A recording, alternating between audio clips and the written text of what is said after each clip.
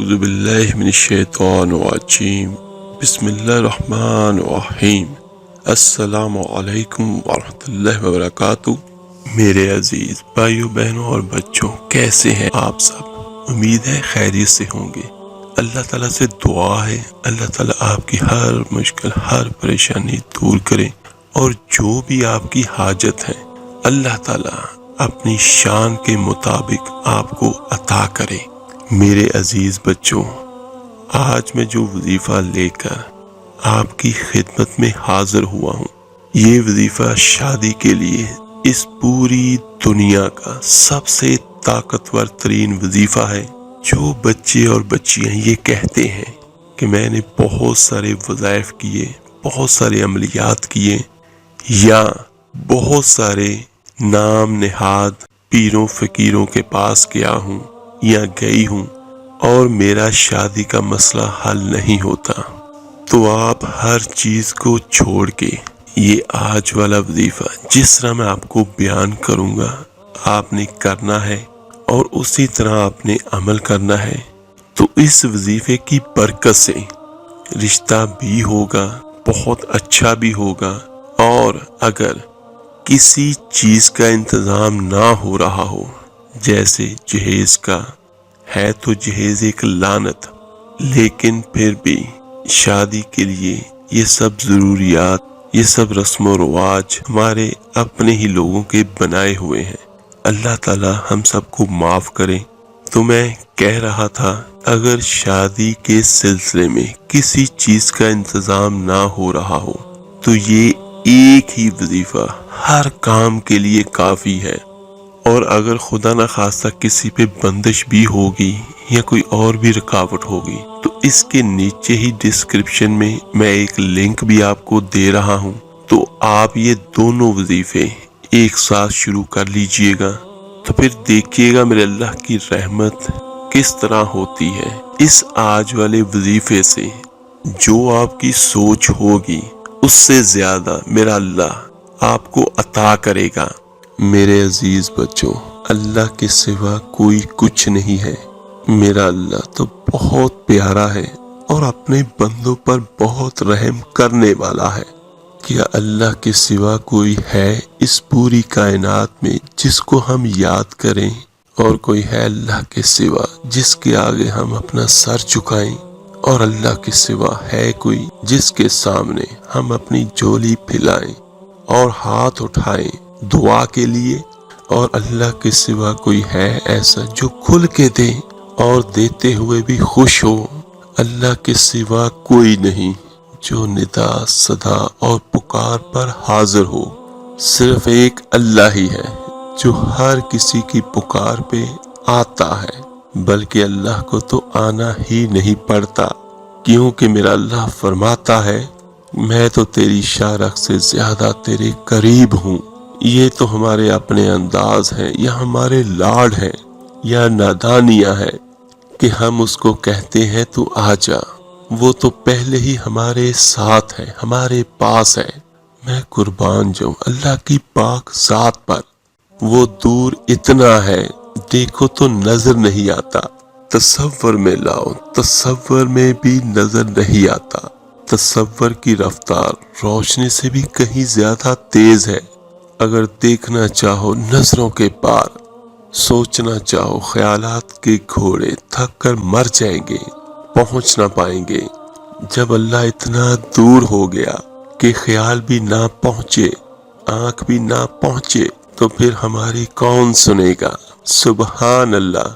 تو مختلف چیزیں میرے اللہ نے اپنے اندر جمع کر کے دکھائیں کہ میرا اللہ جس وقت میں اتنا دور ہے کہ نظر نہیں آتا، جس وقت میں اتنا دور ہے کہ خیال نہیں جاتا، اسی وقت میں اتنا قریب ہے کہ وہ فرماتا ہے کہ میں تیری شارخ سے زیادہ تیرے قریب ہوں، پکار میں تیرے ساتھ ہوں، کیونکہ میرا رب کیا ہے؟ موت سے پاک ہے، نیند سے پاک، اونگ سے پاک، تھکن سے پاک، تھکاوٹ سے پاک، بیوی سے پاک، بچوں سے پاک۔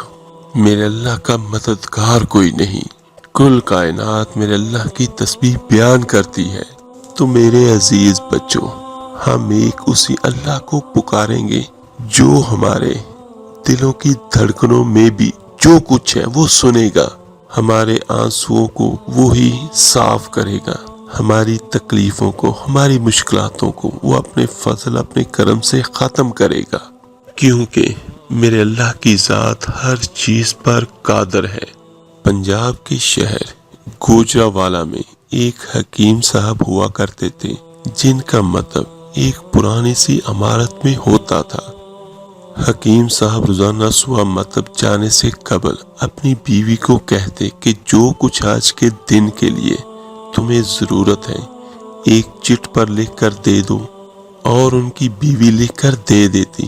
آپ دکان پر آ کر سب سے پہلے وہ پرچی کھولتے، جو چیزیں ان کی بیوی نے لکھی ہوتی، اور وہ ان کے سامنے ان چیزوں کی قیمت درج کرتے، پھر ان کا ٹوٹل کرتے، پھر اللہ سے دعا کرتے کہ یا اللہ، میں صرف تیرے ہی حکم کی تعمیل میں تیری عبادت چھوڑ کر یہاں دنیا داری کے چکروں میں آ بیٹھا ہوں، جو ہی تو میری آج کی مطلوبہ ضرورت کا بندوبست کر دے گا، میں اسی وقت یہاں سے اٹھ کر جاؤں گا۔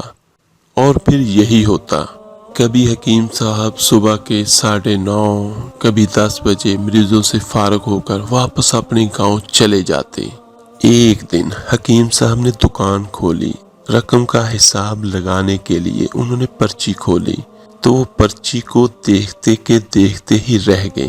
ایک مرتبہ تو ان کا دماغ ہی گھوم گیا، ان کو اپنی آنکھوں کے سامنے تارے چمکتے ہوئے نظر آ رہے تھے، لیکن جلد ہی انہوں نے اپنے اعصاب پر قابو پا لیا، اور جو ضروریات کی چیزیں جتنی بھی ان کی بیوی نے لکھی تھیں، ان کے لکھنے کے بعد کیا لکھا تھا کہ بیٹی کی جہیز کا سامان۔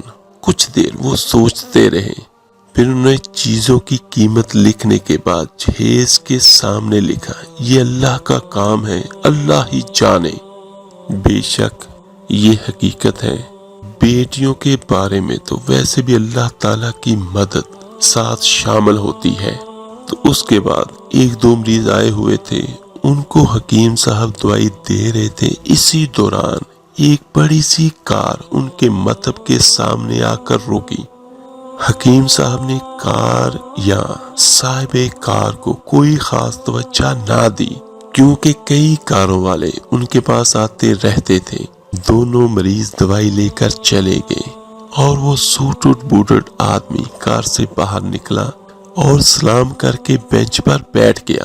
حکیم صاحب نے کہا، اگر آپ نے اپنے لیے دوائی لینی ہے تو ادھر سٹول پر آ جائیں تاکہ میں آپ کی نبض دیکھ لوں، اور اگر کسی مریض کی دوائی لے کر جانی ہے تو بیماری کی کیفیت بیان کریں۔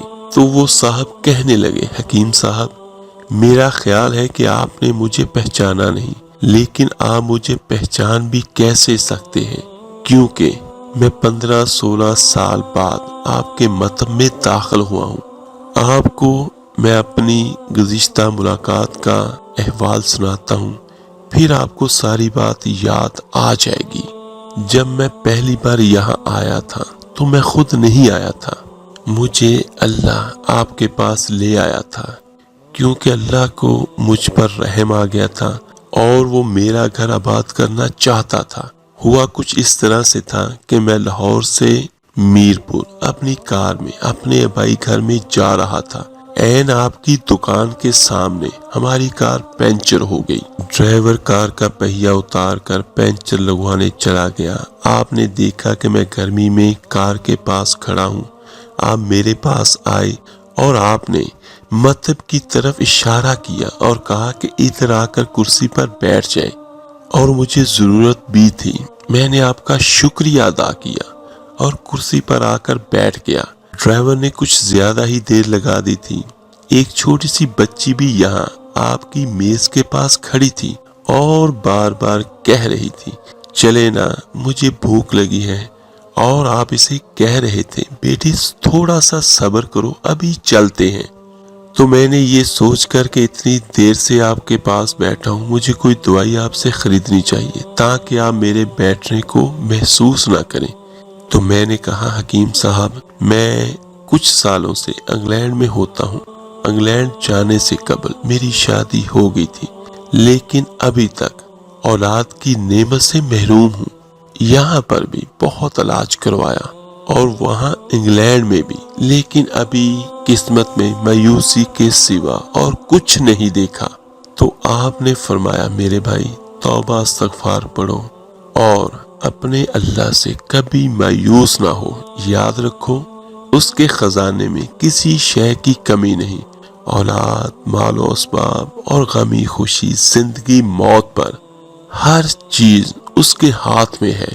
کسی حکیم یا ڈاکٹر کے ہاتھ میں شفا نہیں، اور نہ ہی کسی دوا میں شفا ہوتی ہے۔ شفا اگر ہونی ہے تو اللہ کے حکم سے ہونی ہے، اور اولاد دینی ہے تو اسی نے دینی ہے۔ سبحان اللہ۔ اور مجھے یاد ہے کہ آپ باتیں کرتے جا رہے ہیں اور ساتھ ساتھ پڑیاں بھی بنا رہے تھے۔ تمام دوائیاں آپ نے 2 حصوں میں تقسیم کر کے 2 لفافوں میں ڈالیں۔ پھر مجھ سے پوچھا کہ آپ کا نام کیا ہے۔ میں نے اپنا نام بتایا تو آپ نے ایک لفافے پر میرا نام اور دوسرے لفافے پر میرے نام کے ساتھ بیگم لکھا۔ پھر دونوں لفافے ایک بڑے لفافے میں ڈال کر دوائی استعمال کرنے کا طریقہ بتایا۔ میں نے بے دلی سے دوائی لے لی، کیونکہ میں تو صرف کچھ رقم آپ کو دینا چاہتا تھا۔ لیکن جب دوائی لینے کے بعد میں نے پوچھا کتنے پیسے، تو آپ نے کہا بس ٹھیک ہے۔ میں نے زیادہ زور ڈالا تو آپ نے کہا کہ آج کا کھاتا بند ہو گیا ہے، لیکن مجھے آپ کی بات سمجھ نہیں آئی۔ اسی دوران وہاں پہ ایک اور آدمی آ چکا تھا۔ اس نے مجھے بتایا کہ کھاتا بند ہونے کا مطلب یہ ہے کہ آج کے گھریلو اخراجات کے لیے جتنی رقم حکیم صاحب نے اللہ سے مانگی تھی وہ اللہ نے دے دی ہے، اور مزید رقم وہ نہیں لیتے۔ میں کچھ حیران ہوا اور کچھ دل میں شرمندہ ہوا کہ میرے کتنے گھٹیا خیالات تھے، اور یہ سادہ سا حکیم کتنا عظیم و شان انسان ہے۔ میں نے جب گھر جا کر بیوی کو دوائیاں دکھائی اور ساری بات بتائی تو بے اختیار اس کے منہ سے نکلا کہ وہ انسان نہیں کوئی فرشتہ ہے، اور اس کی دی ہوئی ادویات ہمارے دل کی مرادیں پوری کرنے کا باعث بنے گی۔ اور پھر اس شخص نے کہا حکیم صاحب آج میرے گھر میں 3 پھول اپنی بہاریں دکھا رہے ہیں۔ ہم میاں بیوی ہر وقت آپ کے لیے دعائیں کرتے ہیں۔ جب بھی پاکستان میں چھٹی پر آیا کار ادھر روکی، لیکن دکان کو بند پایا۔ میں کل دوپہر بھی آیا تھا، آپ کا مطلب بند تھا۔ ایک آدمی پاس ہی کھڑا ہوا تھا، اس نے کہا کہ اگر آپ کو حکیم صاحب سے ملنا ہے تو آپ صبح 9 بجے لازماً پہنچ جائیں، ورنہ ان کے ملنے کی کوئی گارنٹی نہیں۔ تو اسی لیے آج میں صبح صبح آپ سے ملنے کے لیے آپ کے پاس حاضر ہوا ہوں۔ مزید اس شخص نے کہا جب 15 سال قبل میں آپ کے پاس یہاں آپ کے مطلب میں آیا تھا تو میں نے آپ کی چھوٹی سی بیٹی دیکھی تھی، اور اس کو دیکھ کر مجھے اپنی بھانجی یاد آ رہی تھی۔ حکیم صاحب ہمارا سارا خاندان انگلینڈ میں سیٹل ہو چکا ہے، صرف ہماری ایک بیوہ بہن اپنی بیٹی کے ساتھ پاکستان میں رہتی ہے۔ ہماری بھانجی کی شادی اسی ماہ کو ہونا تھی، اور اس بھانجی کی شادی کا سارا خرچ میں نے اپنے ذمہ لیا تھا۔ 10 دن قبل اسی کار میں اسے میں نے لاہور اپنے رشتے داروں کے پاس بھیجا کہ شادی کے لیے اپنی مرضی کی جو چیز بھی چاہے خرید لے۔ اسے لاہور جاتے ہی بخار ہو گیا، لیکن اس نے کسی کو نہ بتایا۔ بخار کی گولیاں کھاتی رہی اور بازاروں میں پھرتی رہی، اور بازار میں پھرتے پھرتے اچانک بے ہوش ہو کر گری۔ وہاں سے اسے ہسپتال لے گئے۔ وہاں جا کر معلوم ہوا کہ اس کو 106 ڈگری بخار ہے، اور یہ گردن توڑ بخار ہے، اور وہ بے ہوشی کے عالم میں ہی اس جہان فانی سے کوچ کر گئی۔ اس کے فوت ہوتے ہی نہ جانے کیوں مجھے اور میری بیوی کو آپ کی بیٹی کا خیال آیا۔ ہم میاں بیوی نے اور ہماری تمام فیملی نے فیصلہ کیا ہے کہ ہم اپنی بھانجی کا تمام جہیز کا سامان آپ کے پاس پہنچا دیں گے۔ شادی جلد ہو تو اس کا بندوبست خود کریں گے، اور ابھی کچھ دیر ہے تو تمام اخراجات کے لیے رقم آپ کو نقد پہنچا دیں گے۔ آپ نے نہ نہیں کرنی اور آپ اپنا گھر دکھا دیں تاکہ سامان کا ٹرک وہاں پہنچایا جا سکے۔ حکیم صاحب حیران و پریشان بولے، صاحب آپ جو کچھ کہہ رہے ہیں مجھے سمجھ نہیں آ رہا، میرا دماغ اتنا نہیں ہے۔ میں نے تو آج صبح جب بیوی کے ہاتھ کی لکھی ہوئی پرچی یہاں آ کر کھول کر دیکھی تو گھر کے سامان کے بعد جب میں نے یہ الفاظ پڑھے، بیٹی کے جہیز کا سامان، تو آپ کو معلوم ہے میں نے کیا لکھا؟ آپ خود یہ پرچی ذرا دیکھیں۔ تم صاحب نے یہ دیکھ کر حیران رہ گئے کہ بیٹی کے جہیز کے سامنے لکھا ہوا تھا، یہ کام اللہ کا ہے اور اللہ ہی جانے۔ اور پھر وہ حکیم صاحب کہنے لگے، آج تک کبھی ایسا نہیں ہوا تھا کہ میری بیوی نے کوئی چیز لکھ کر بھیجی ہو اور مولا نے اسی دن اس کا بندوبست نہ کر دیا ہو۔ اور پھر حکیم صاحب کہنے لگے، واہ مولا واہ، تو عظیم ہے، تو کریم ہے۔ اور وہ کہنے لگے کہ آپ کی بھانجی کی وفات کا صدمہ ہے، لیکن اس کی قدرت پر حیران ہوں کہ وہ کس طرح اپنے بندوں کو اپنے معجزے دکھاتا ہے اور کس طرح وہ اسباب کا بندوبست کرتا ہے۔ تو میرے عزیز بھائیوں بہنوں اور بچوں، یہ آج والا وظیفہ جب آپ نے شروع کرنا ہے تو آپ نے پورے یقین اور طاقت کے ساتھ کرنا ہے۔ یقین بہت بڑی دولت ہے۔ چلیں میرے عزیز بچوں، چلتے ہیں اپنے آج کے وظیفے کی طرف۔ اور ایک بات یاد رکھیے گا کہ بہت سارے وظائف ایک کام کے لیے بھی ہوتے ہیں اور بہت سارے کاموں کے لیے ایک وظیفہ بھی ہوتا ہے۔ تو یہ جو آج والا وظیفہ ہے، اس وظیفے کا رزلٹ 100 میں سے بھی 1000% ہوگا انشاءاللہ تعالی۔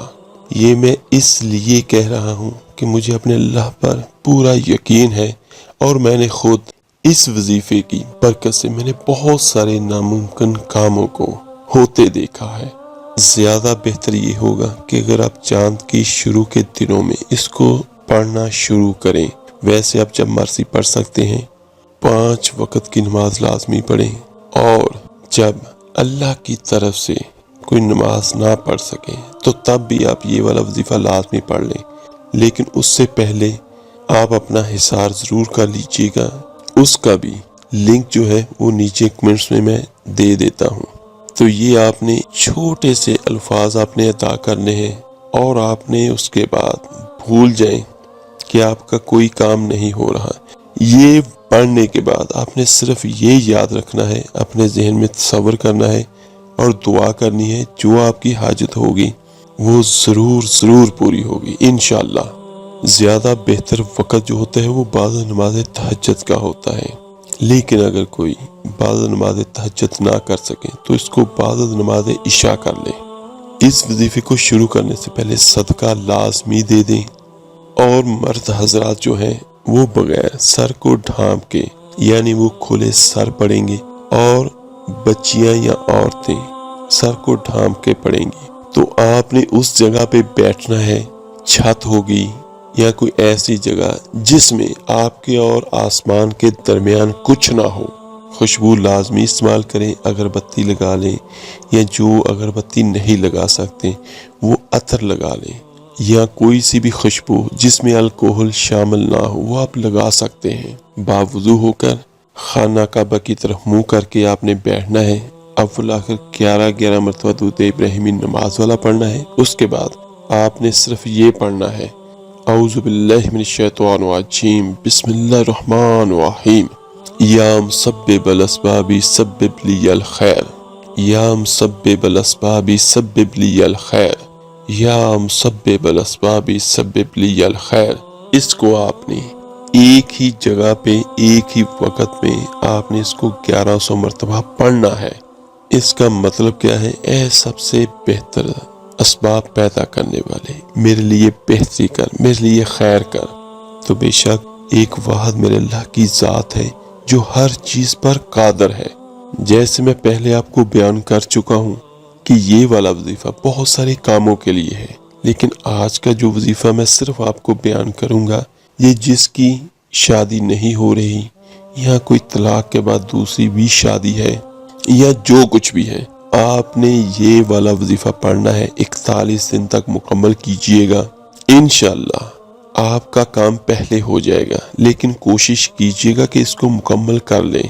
اور جس دن وظیفے کے دوران یا وظیفے کے بعد آپ کو خوشخبری ملی تو آپ نے 2 نفل ضرور ادا کرنے ہیں شکرانے کے، اور بچوں میں کوئی میٹھی چیز بھی تقسیم کروا دیجئے گا۔ یہ جتنے بھی وظائف اور عملیات ہوتے ہیں یہ اللہ سے مدد مانگنے کے لیے ہوتے ہیں، تو یہ والا وظیفہ جو ہے اس کا خود میں شاہد ہوں، میں اس کا عامل بھی ہوں، اور آج بھی اگر مجھے کسی چیز میں کوئی مسئلہ ہو یا کوئی پریشانی ہو تو میں اس کو پھر بھی پڑھتا ہوں۔ یہ میرے اپنے وظائف میں شامل ہے۔ یہ جس کسی کو میں نے بتایا زبانی، بہت سارے بچوں کو میں بتا چکا ہوں، بچیوں کو، تو کسی ایک کے بھی یہ کمنٹس نہیں مجھے ملے، یا کسی ایک نے بھی یہ مجھے نہیں کہا کہ اس کی وجہ سے ہمارا کام نہیں ہوا۔ شکر الحمدللہ، یہ وظیفہ جس نے بھی پڑھا ہے اس کی شادی بہت جلد ہوئی ہے۔